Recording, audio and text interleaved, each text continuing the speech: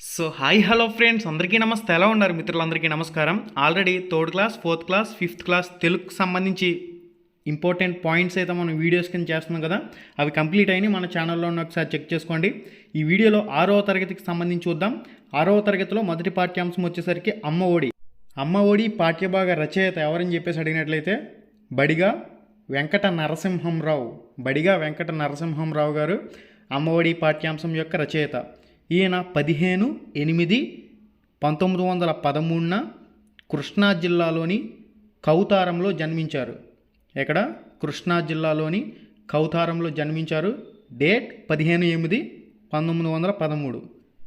బడిగా వెంకట నరసింహంరావు గారు బాలరసాలు, పాలబడి పాటలు, ఆవు హరిశ్చంద్ర, బాలతనం, చిన్నారి లోకం, పూలబాలలు, భూతువాణి లాంటి 17 పుస్తకాలు పిల్లల కోసం రాశారు. ఇక్కడ ప్రశ్న ఏ విధంగా అడుగుతాడంటే, ఈ క్రింది వాటిలో బడిగా వెంకట నరసింహంరావు గారి రచన కానిదని చెప్పేసి ఇచ్చి ఆప్షన్లు ఇస్తాడు.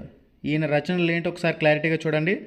బాలరసాలు, పాలబడి పాటలు, ఆవు హరిశ్చంద్ర, బాలతనం, చిన్నారి లోకం, పూలబాలలు, భూతువాణి లాంటి 17 పుస్తకాలు పిల్లల కోసం రాశాడు. బాల సాహిత్యాన్ని ఉద్యమ స్ఫూర్తితో వ్యాప్తి చేయటం తన జీవిత ధ్యేయంగా బివి నరసింహంరావు పెట్టుకున్నాడు. బాల సాహిత్యాన్ని ఉద్యమ స్ఫూర్తితో వ్యాప్తి చేయటం తన జీవిత ధ్యేయంగా ఎవరు పెట్టుకున్నారంటే బివి నరసింహంరావు. బాలబంధుగా ఈయన ప్రసిద్ధులు. వింజమూరి లక్ష్మీ నరసింహంరావు రాసిన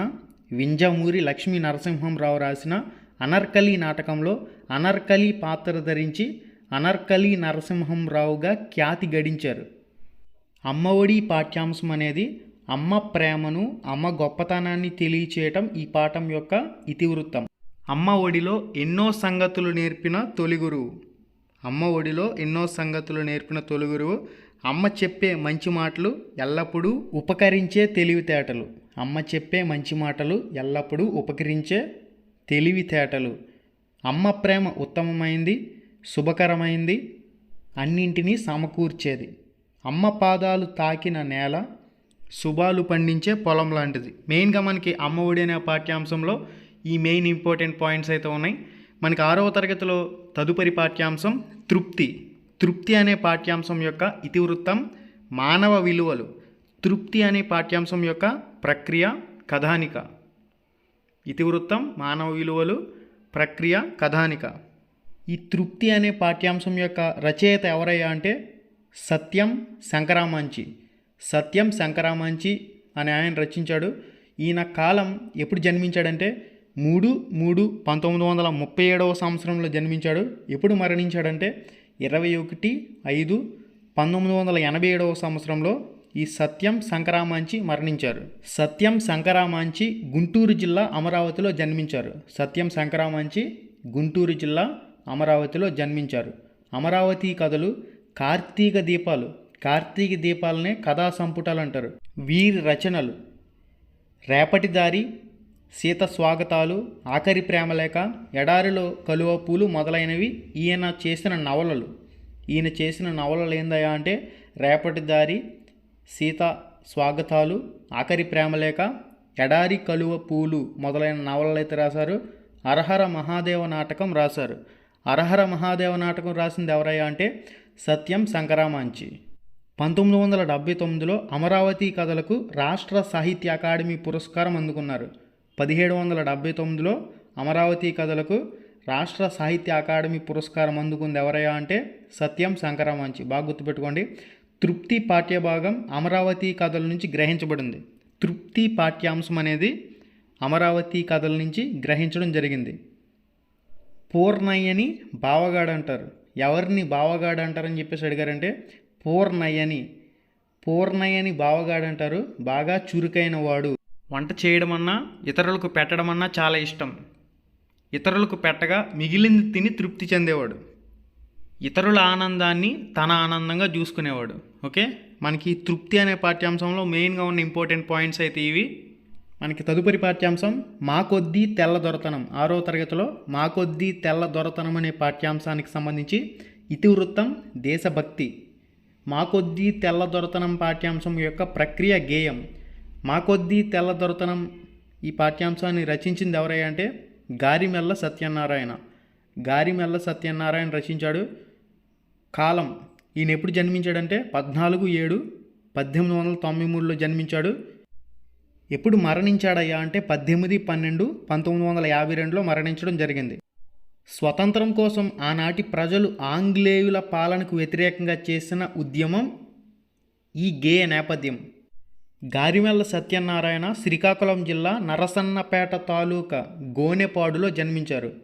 గారిమెల్ల సత్యనారాయణ శ్రీకాకుళం జిల్లా నరసన్నపేట తాలూకా గోనెపాడులో జన్మించారు.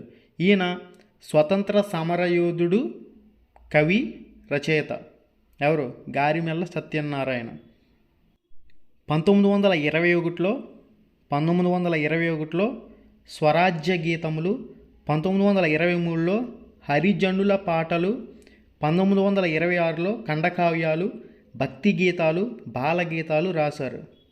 దండాలు దండాలు భారతమాత మాకొద్దీ తెల్లదొరతనం అనే గేయముతో సామాన్య ప్రజల్లో సైతం స్వతంత్ర ఉద్యమ ఉత్తేజాన్ని, చైతన్యాన్ని కలిగించిన జాతీయ కవి గారిమెల్ల సత్యనారాయణ. దేశభక్తి కవితలు రాసి జైలు శిక్ష అనుభవించిన వారిలో మొదటివారు గారిమెల్ల. దేశభక్తి కవితలు రాసి జైలు శిక్ష అనుభవించిన వారిలో మొదటివారు ఎవరయ్యా అంటే గారిమెల్ల సత్యనారాయణ. భారతీయుల మాన ప్రాణాలు తీయటానికై అదను కోసం చూసే తెల్లవారు ఎవరంటే ఆంగ్లేయుల పాలన వద్దనేదే ఈ మాకొద్దీ తెల్లదొరతనం అనే గేయం.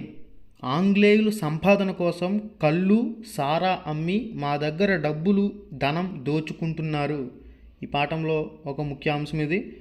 భార్యల మెడలో తాలిబొట్టు ఉండనీయడం లేదు. మా కళ్ళు గప్పి ప్రాణాలకే ముప్పు తెస్తున్నారు ఆంగ్లేయులు. భారతీయులను గాంధీ టోపీ పెట్టి పాఠశాలకు రావద్దన్నారు. బడిలో రాట్నం పెట్టొద్దన్నారు. రాట్నం ఉపయోగించిన వారిని రాజద్రోహులుగా జమకడుతున్నారు. భారతీయులను గాంధీ టోపీ పెట్టి పాఠశాలకు రావద్దన్నారు. బడిలో రాట్నం పెట్టొద్దంటున్నారు. రాట్నం ఉపయోగించిన వారిని రాజద్రోహులుగా జమకడుతున్నారు. ఈ విధంగా ఆంగ్లేయులు స్వదేశీయులపై దాడి చేసి అనవసరమైన జగడాలు పెట్టుకుంటున్నారు. ఈ విధంగా ఆంగ్లేయులు స్వదేశీయులపై దాడి చేసి అనవసరమైన జగడాలు పెట్టుకుంటున్నారు. ఏకపక్షంగా పరిపాలించే వీరి అఘాయిత్యాలు ఆగిపోవాలని కవి గేయ సారాంశం. ఏకపక్షంగా పరిపాలించే వీరి అఘాయిత్యాలు ఆగిపోవాలనేది మాకొద్దీ తెల్లదొరతనం గేయానికి సంబంధించిన సారాంశం. మనకి తదుపరి పాఠ్యాంశం సమయస్ఫూర్తి. సమయస్ఫూర్తి పాఠ్యాంశం యొక్క ఇతివృత్తం సమయస్ఫూర్తి. 6వ తరగతిలోని సమయస్ఫూర్తి పాఠ్యాంశం యొక్క ప్రక్రియ కథ. ఈ సమయస్ఫూర్తి పాఠ్యాంశాన్ని రచించింది ఎవరయ్యా అంటే కందుకూరి వీరేశలింగం. కందుకూరి వీరేశలింగం గారు 16/4/1848 సంవత్సరంలో జన్మించారు. 27/5/1919లో ఈయన మరణించడం జరిగింది. కందుకూరి వీరేశలింగం గారు రాజమండ్రిలో జన్మించారు. కందుకూరి వీరేశలింగం గారు రాజమండ్రిలో జన్మించారు. రాజశేఖర చరిత్రము, సత్యరాజ పూర్వదేశ యాత్రలు, వాటితో పాటుగా హాస్య సంజీవని, దాంతోపాటుగా సతీహితి బోధిని, ఆంధ్ర కవుల చరిత్ర మొదలైనవి ఈ కందుకూరి వీరేశలింగం గారి రచన. ఈ కందుకూరి వీరేశలింగం గారు సంఘ సంస్కర్త, నవయుగ వైతాళికులు, విద్యావేత్త.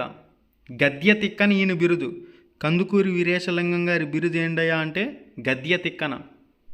సమయస్ఫూర్తి పాఠానికి మూలం కందుకూరి వీరేశలింగం అనువాదించిన పంచతంత్ర కథల్లోని విగ్రహం అనే భాగంలోనిదే ఈ కథ. పంచవటం అంటే 5 చెట్లు సమూహం అనే ప్రాంతం. పంచవటం అంటే 5 చెట్లు సమూహం అనే ప్రాంతం. మనకి నెక్స్ట్ చూడండి, ఇంపార్టెంట్ పాయింట్ ఇది. ఒక మర్రి చెట్టు తొర్రలో రామాసుడనే పిల్లి నివసిస్తుంది. ఒక మర్రి చెట్టు తొర్రలో రామాసుడనే పిల్లి నివసిస్తుంది. క్యారెక్టర్లు చాలా ఇంపార్టెంట్. ఈ చెట్టు కింద కన్నంలో పలితుడు అనే ఎలుక కాపురం ఉంది. పలితుడు చెట్టు చుట్టూ వలపన్నాడు. ఒక మర్రి చెట్టు త్వరలో రామాసుడనే పిల్లి నివసిస్తుంది. ఆ చెట్టు కింద కన్నంలో పలితుడనే ఎలుక కాపురం ఉంది. పలితుడు చెట్టు చుట్టూ వలపన్నాడు. రామాసుడు వలలో చిక్కుకున్నాడు. ఆ సమయంలో చంద్రకుడు అనే గొడ్లగోబ ఎలుకను చూసింది. రామాసుడు వలలో చిక్కుకున్నాడు. ఆ సమయంలో చంద్రకుడు అనే గొడ్లగోబ ఎలుకను చూసింది. నెక్స్ట్ పాయింట్, సంధి. పిల్లలందరూ మైదానంలో ఆడుతున్నారు. పై వాక్యంలో పిల్లలందరూ అనే పదం పిల్లలు ప్లస్ అందరూ అనే 2 పదాల కలయిక వల్ల ఏర్పడింది కాబట్టి దీన్నే సంధి అని అంటారు. దీనికి సంబంధించిన ఇంకా డెప్త్ రిలేటెడ్ కావాలంటే టెక్స్ట్ బుక్లో మీరు కంప్లీట్గా చదవాల్సిందే. నెక్స్ట్ 6వ తరగతిలో మన మహానీయులు అనే పాఠ్యాంశం ఉంది. పొట్టి శ్రీరాములు పూర్వీకులు ఒకప్పటి నెల్లూరు జిల్లా కనిగిరి ప్రాంతంలో, ప్రస్తుతం ప్రకాశం జిల్లాగా పిలువబడుతుంది. పొట్టి శ్రీరాములు పూర్వీకులు ఒకప్పటి నెల్లూరు జిల్లా కనిగిరి ప్రాంతీయులు, ప్రస్తుతం దీన్ని ప్రకాశం జిల్లాగా పిలుస్తున్నారు. శ్రీరాములు గారు మహాలక్ష్మి గురవయ్య దంపతులకు మద్రాసులో 16/3/1901లో జన్మించారు. శ్రీరాములు గారు మహాలక్ష్మమ్మ గురవయ్య దంపతులకు మద్రాసులో 16/3/1901 సంవత్సరంలో జన్మించారు. శ్రీరాములు గారు మద్రాసు ముంబై నగరాల్లో విద్యాభ్యాసం చేశారు. తన మేనమామ కుమార్తె సీతమ్మను వివాహం చేసుకున్నారు. గాంధీజీ బోధనలకు శ్రీరాములు ఆకర్షితులయ్యారు. ఆ బోధనలే వీరిని భారత స్వతంత్ర ఉద్యమం వైపు నడిపించాయి. పొట్టి శ్రీరాములు గారు చేస్తున్న ఉద్యోగం వదిలి సబర్మతి ఆశ్రమంలో చేరారు. రాజ్కోట్ సత్యాగ్రహంలో పాల్గొని 6 నెలలు గాంధీజీతో పాటు జైలు శిక్షను అనుభవించారు. పొట్టి శ్రీరాములు గారు చేస్తున్న ఉద్యోగాన్ని వదిలి సబర్మతి ఆశ్రమంలో చేరారు. రాజ్కోట్ సత్యాగ్రహంలో పాల్గొని 6 నెలలు గాంధీజీతో పాటు జైలు శిక్షను అనుభవించారు. ఆంధ్రులు అదేవిధంగా తమిళులు కలిసి ఒకే రాష్ట్రంగా ఉండడం వల్ల తెలుగువారు అనేక ఇబ్బందులు పడటం వీరు గమనించారు. ఆంధ్ర రాష్ట్రం అవతరణకు అమూల్య త్యాగం అవసరమని దృఢంగా నిశ్చయించుకున్నారు. ఆంధ్రులకు ప్రత్యేక రాష్ట్రాన్ని ఏర్పాటు చేస్తూ ప్రకటించే వరకు నా దీక్ష ఆమరణాంతరం కొనసాగిస్తానని ప్రకటించి 19/10/1952 ఆదివారం శ్రీరాములు ఆమరణ దీక్షను ప్రారంభించారు. 15/12/1952 అర్ధరాత్రి 11:30 శ్రీరాములు గారు హృదయ స్పందన ఆగిపోయింది. 1/10/1953 కర్నూలు రాజధానిగా ఆంధ్ర రాష్ట్రం ఏర్పాటైంది. 1/10/1953 కర్నూలు రాజధానిగా ఆంధ్ర రాష్ట్రం ఏర్పడింది. శ్రీరాములు గారు మన ఆంధ్రులకు అమరజీవి. జాతీయ జెండా రూపశిల్పి పింగళి వెంకయ్య. జాతీయ జెండా రూపశిల్పి పింగళి వెంకయ్య 1878 ఆగస్టు 2 కృష్ణా జిల్లా బట్ల పెనుమర్రులో జన్మించారు. ఈయన 19 ఏళ్ల వయసులో సైన్యంలో చేరడం జరిగింది. 1906 సంవత్సరంలో కలకత్తాలో జరిగిన జాతీయ కాంగ్రెస్ మహాసభకు పింగళి వెంకయ్య హాజరయ్యారు. 1921 సంవత్సరంలో విజయవాడలో జరిగిన అఖిల భారత కాంగ్రెస్ సమావేశంలో గాంధీజీ పింగళి వెంకయ్యను జాతీయ పతాకం చిత్రించి ఇవ్వమని అడిగాడు. 3 గంటల వ్యవధిలో జెండాను రూపొందించి ఇచ్చాడు పింగళి వెంకయ్య. జెండాలో కాషాయం రంగు త్యాగానికి దేశభక్తికి ప్రతీకగా, తెలుపు రంగు శాంతికి సత్యానికి చిహ్నంగా, ఆకుపచ్చ రంగు సమృద్ధికి నమ్మకానికి గుర్తుగా వీరు త్రివర్ణ పతాకాన్ని రూపొందించారు. ఈ పతాకం మధ్యలో మొదట రాట్నం ఉండేది. తర్వాత దాని స్థానంలో అశోక చక్రం చేరిన విషయం కూడా మనందరికీ తెలిసిందే. ఇక్కడ ప్రశ్న ఏ విధంగా అడిగే అవకాశం ఉంటుందంటే, పింగళి వెంకయ్య రూపొందించిన జాతీయ పతాకంలో మొదట ఏముండేది? రాట్నం. తరువాత దాని స్థానంలో అశోక చక్రం, అశోక ధర్మచక్రం. జాతీయ ప్రతిజ్ఞ నిర్మాత పైడిమర్రి వెంకట సుబ్బారావు. మరొక తెలుగు జాతి ఆణిముత్యమైన 1962లో భారత్ చైనా యుద్ధం ముగిసిన తర్వాత మన దేశ విద్యార్థుల్లో ప్రాథమిక దశ నుంచే దేశభక్తి కలిగించాలనే భావంతో ప్రతిజ్ఞ చేశారు. దీనిని 1964లో బెంగళూరులో ప్రముఖ న్యాయ నిపుణుడు మహమ్మద్ కరీం చాగ్లా అధ్యక్షతన కేంద్రీయ విద్యా సలహా మండలి సమావేశంలో జాతీయ ప్రతిజ్ఞగా దీన్ని స్వీకరించారు. ఈ ప్రతిజ్ఞ 1965 జనవరి 26 నుంచి దేశమంతటా అన్ని భాషల పాఠ్యపుస్తకాల్లో చేర్పించారు. పైడిమర్రి వెంకట సుబ్బారావు నల్గొండ జిల్లాలో అనేపర్తి గ్రామంలో 1916 జూన్ 10 వెంకటరామయ్య రమాబాయిలకు జన్మించారు. పైడిమర్రి వెంకట సుబ్బారావు నల్గొండ జిల్లాలో అన్నేపర్తి గ్రామంలో 1916 జూన్ 10న వెంకటరామయ్య రాంబాయమ్మలకు జన్మించారు. ఈయన భూస్వామ్య పరిస్థితుల్లోని వెట్టి చాకిరిని నివారిస్తూ ఎన్నో కథలు రాశారు. దేవదత్తుడు, తులసీదాస్, త్యాగరాజు మొదలైన పద్య కావ్యాలు రాశారు. దేవదత్తుడు, తులసీదాస్, త్యాగరాజు మొదలైన పద్య కావ్యాలు రాశారు. గృహస్థ జీవితం, స్త్రీ ధర్మము, తార, శ్రీమతి అనే నాటకాలు కూడా రాశారు. గృహస్థ జీవితం, స్త్రీ ధర్మం, తార, శ్రీమతి అనే నాటకాలు కూడా పైడమర్రి సుబ్బారావు గారు రచించడం జరిగింది. ఓకే గైస్, మనకి నెక్స్ట్ ఇంపార్టెంట్ పాయింట్ చూడండి. బెనారస్ విశ్వవిద్యాలయంలో తెలుగు విద్యార్థులకు ఉపన్యాసం ఇస్తూ మా తెలుగు తల్లికి మల్లెపూదండ, మా కన్న తల్లికి మంగళారతులంటూ తెలుగు రాష్ట్ర గేయం అందించిన గణపాటి శంకరంబాడి సుందరాచారి చిత్తూరు జిల్లా తిరుపతిలో 1914 ఆగస్టు 10న జన్మించారు. సుందరాచారి చిత్తూరు జిల్లా తిరుపతిలో 1914 ఆగస్టు 10న జన్మించడం జరిగింది. సుందర రామాయణం, సుందర భాగవతం, బలిదానం, అపవాది మొదలైన ఎన్నో రచనలు చేశారు. తెలుగు భాష సంస్కృతులపై అమితమైన అభిమానంతో జీవించినంతకాలం వాటి పరిమళాలను తన కలంతో వెదజల్లుతానని సుందరాచారి 1977 ఏప్రిల్ 8న తిరుపతిలో కన్నుమూశారు. తెలుగు భాష సంస్కృతులపై అమితమైన అభిమానంతో జీవించినంతకాలం వాటి పరిమళాలను తన కలంతో వెదజల్లుతానని సుందరాచారి 1977 ఏప్రిల్ 8న తిరుపతిలో కన్నుమూయడం జరిగింది. ఓకే గైస్, చూసారు కదా ఈ వీడియోలో 6వ తరగతి తెలుగుకు సంబంధించి పార్ట్ 1 కింద ఒక వీడియో అయితే కంప్లీట్ చేయడం జరుగుతుంది. నెక్స్ట్ పాఠ్యాంశాలకు సంబంధించిన ఇంపార్టెంట్ పాయింట్స్ గురించి డిస్కస్ చేద్దాం. ఇటువంటి మరిన్ని ఇంపార్టెంట్ వీడియోస్ మీరు మిస్ కాకుండా చూడాలంటే తప్పకుండా సబ్స్క్రైబ్ బటన్ పక్కనే ఉండే గంట సింబల్ ఆల్ అని చెప్పేసి క్లిక్ చేసుకుని ఉంచుకోండి. మన Ram Ramesh app Google play స్టోర్లో ఉంటుంది. రామ్ రమేష్ APDSE అని గూగుల్ ప్లే స్టోర్లో కొడితే మన యాప్ వస్తుంది. బ్లాక్ కలర్ లోగోతో ఉన్న యాప్ని ప్రతి ఒక్కరు డౌన్లోడ్ చేసుకోండి. అక్కడి నుంచి కూడా టెస్ట్ సిరీస్ అనేది రాసే అవకాశం అయితే ఉంటుంది. Thank you.